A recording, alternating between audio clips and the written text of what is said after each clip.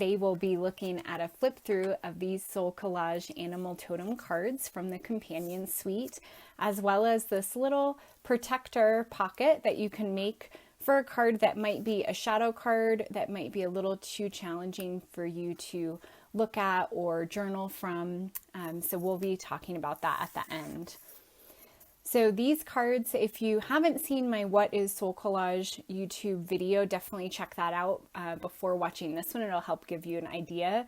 If you're familiar with SoulCollage already, we can dive right in.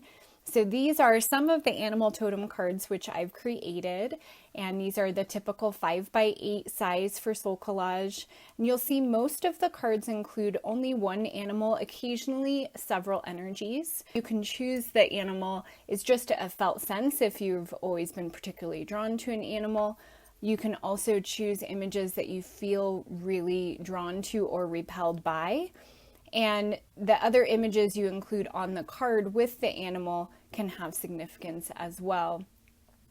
So these cards, just going through some of them here, are some animals that I've felt a strong connection to for a very long time, like crows or hawks, and other animals which were a surprise for me. So this armadillo here on the left is actually the first animal totem card that I created with SoulCollage many years ago, many years ago. And I did a guided visualization, and this was the animal that came out and spoke to me at that time. I was in a place of transition, was sort of in no man's land, as you can see here by the desert, and I was needing sort of a protective shell. So it was a very fitting animal totem for me at the time.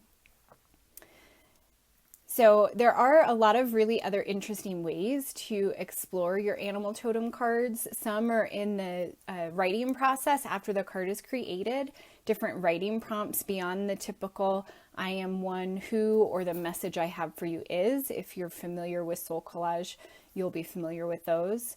There are some additional ways though that you can journal with the cards, as well as ways that you can think about the animal themselves. Thanks so much. Till next time, be well.